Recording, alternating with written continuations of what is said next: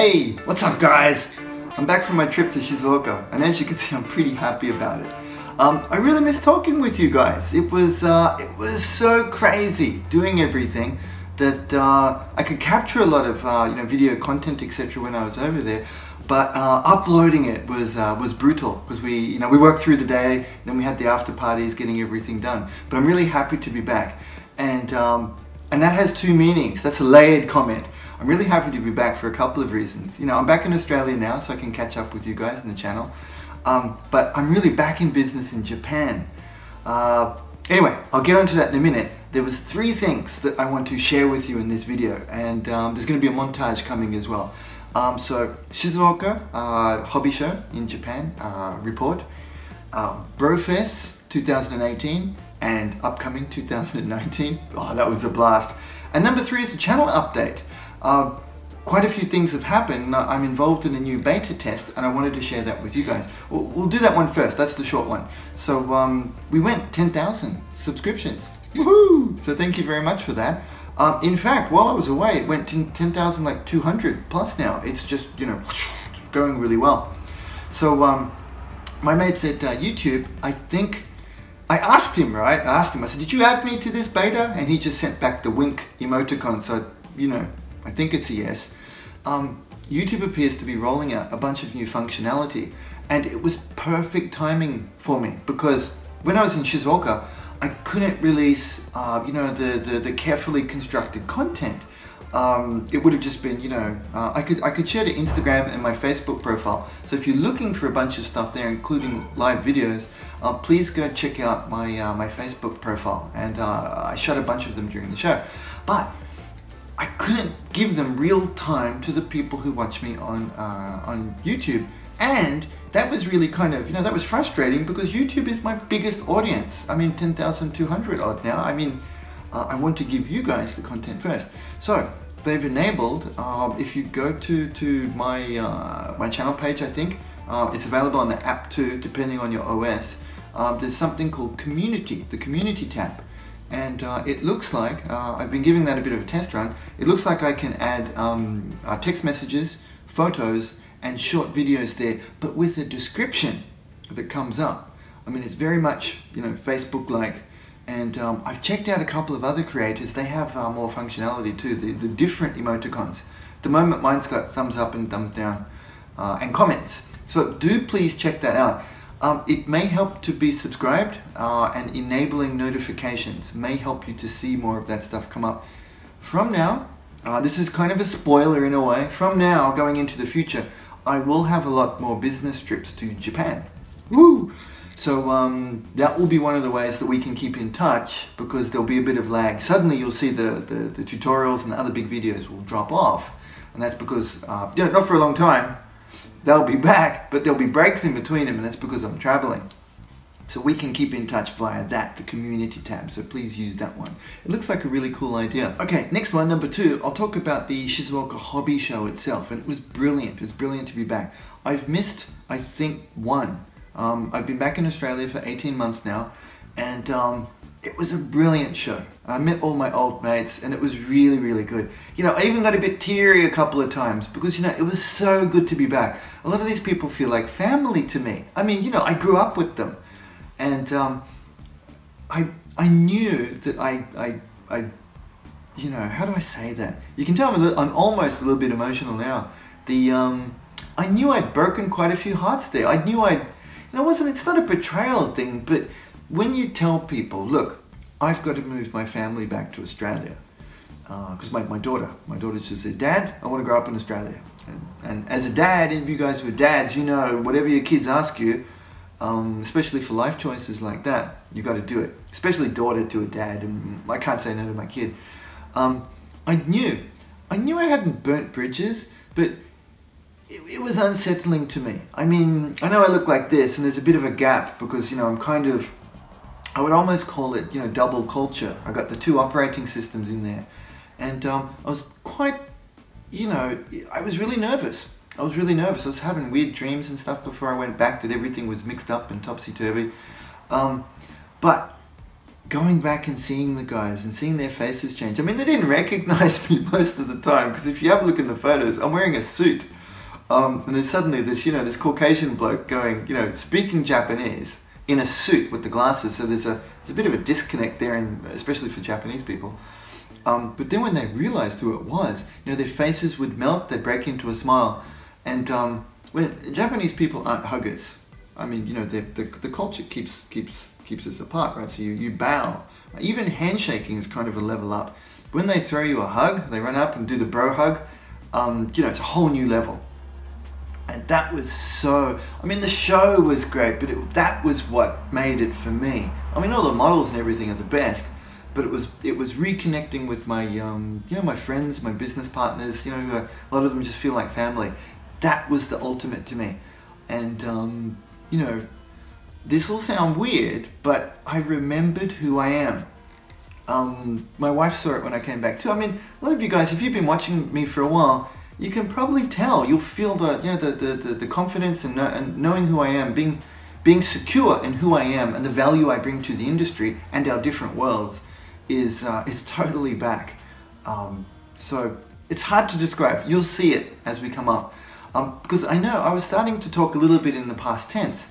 I worked in Japan. I did this stuff, and I was expecting, and I was very happy with it as well. If this can work for my family, if this is my new future, fine. I'm gonna belt that out and make it the best I can. But now I know that I've got both, and my Japanese, friends, mates, business partner, family type people, they see what I've done, and it was really empowering for them too, because they said, look, Linc-san is what they call me in Japan, right? You can do what we've never been able to do. Japanese people, I'm not saying it as generalization, but they feel, the guys I speak with in the model industry, feel it's very difficult for them to go outside of Japan and sell their concepts and products because of, just language barrier, cultural differences, very personality-based stuff. There's a lot of reasons for it, but they're like, Linc-san, do you realize what this is? It's like we've got our own inside guy, me, that we can send out to the world and explain things how we want it to be explained, because you understand both. And I was like, yeah, I never thought about that. So, in many ways, the best thing about this trip for me was knowing that I didn't lose everything, and actually now I get to put both worlds together. And it's better for us, better for my family, better for my audience and the people watching, better than ever before. I'm so happy to bring that value back. So that's why the smile. I know I'm back, and this is going to go gangbusters and be awesome. So that's happening. Now, with regards to the content capture of the show, because of the nature of the show, I was, catching up with a lot of people, and after the first day, people are just like, Linc, we've got to do something. We're totally gonna stand on your shoulders. And they were so happy to tee up some new ideas for the future. So my content capture really suffered. I was there with a bunch of friends. It was an awesome trip. I went together with the Hobbyco people. I'm always talking about Team Hobbyco. We went all together, and it was brilliant fun. That's gonna come into Brofest, which I'll talk about in a sec. But so, because I wasn't going there as a YouTuber, I wasn't going there as a media person. I thought I was, but no. It was. I instantly got pulled back to industry side. So I was talking, and I even missed meeting a bunch of people there. They saw me, but they could see that I was deep in these meetings all of the time. So, which is good for the future, but for this content share, it means I've just got a bunch of still photos, couple of things. I didn't get a really good capture for you. So, sincere apologies about that. It's still a pretty cool montage. It gives you an idea. But I can fix that.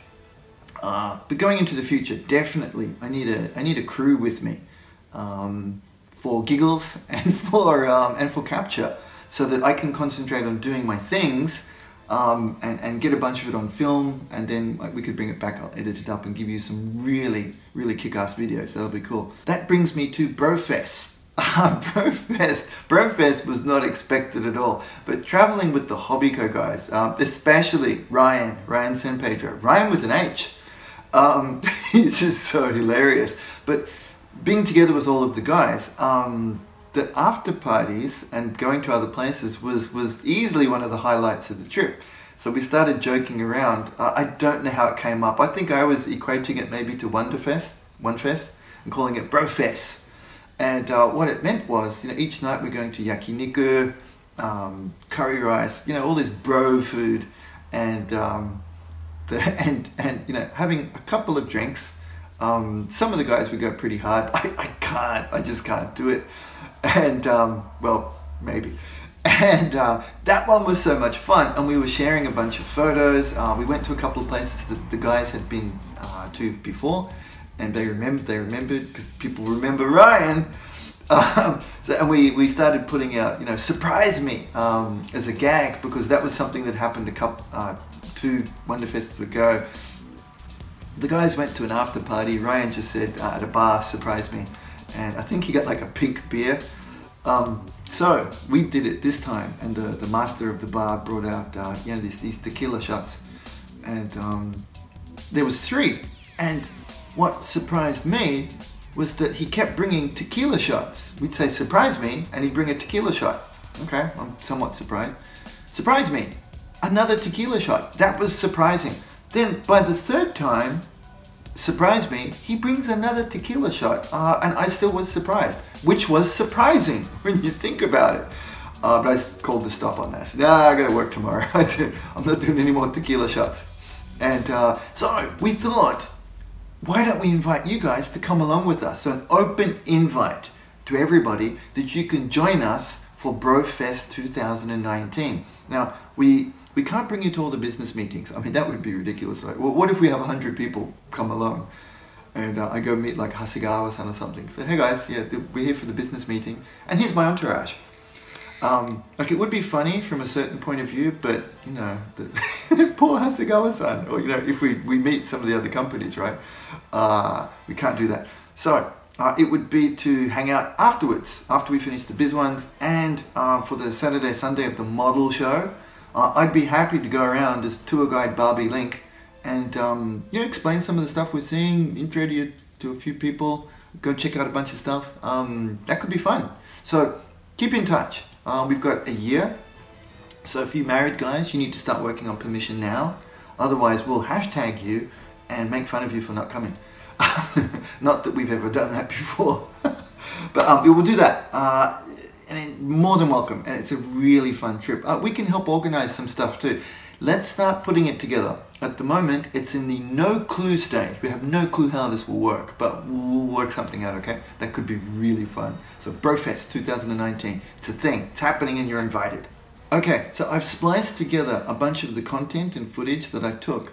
This is just part of it. I've got a bunch of other series, but I thought I'll keep them condensed down. This one's just Shizuoka Hobby Show itself, the kickoff of Brofest, and a couple of photos that I could get when I went to the Bandai Hobby Center, I think it's called. It's the factory. It's the place where they make all of the Bandai magic happen. It's not open to the public. I got an invite to go along, so I'm sorry I can't take everybody to that one either. And you can't take photos or videos inside. You can take it through the foyer, so that's what these photos are from. But once you go through the magic doors and up through the elevator, they showed us through. And it's really amazing. I've been to some other companies' factories before, and you know, it's a factory that makes model kits, chunk chunk, and chucks them out, right? The Bandai one is a whole new level. They showed us, and it's amazing. They've got it all contained within one place. So they've got the design teams, which is one of the things I used to work on, and they've got you know, package people, product development. A bunch of the different units are all kind of within shout distance of each other on this one really big floor, and then they're actually you know, shucking out is what I usually say. They've got the machines pumping out the kits downstairs and towards the basement levels. And the technology is just out of the world. We saw this, the 3D printer for doing the rapid prototyping. Man, you know, I swear they're getting stuff from the future. It was just incredible. And seeing this stuff up close and how Gunpla is brought to life made me even more Gunpla crazy. I really respect the product a lot more now. It's just amazeballs, right? And then they showed us how they, you know, because Bandai make those really cool, you know, the four color 4-color sprues, runners. I mean, they showed us how they, they melt the plastic and they inject it 4 different ways. I mean, it's not, no one else that I know of is doing that. It's just amazing how it worked. And when we went through, we saw the shokunin-san, this craftsman.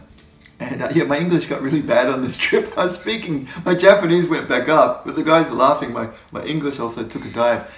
They've got the guys working on, because they're on site and right there, they're able to adjust the molds and repair and work on them, which is why the Bandai quality is so crazy high.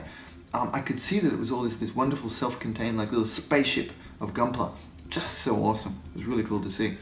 There's a couple of photos in there of that, so I couldn't share a lot again because had to, I was walking and talking. They're educating us on a bunch of things. Really something to see. That was pretty awesome. So yeah, we'll kick off with a bit of a montage and then I'll give you a message a little bit at the end and then roll my credits at the end. Thanks guys.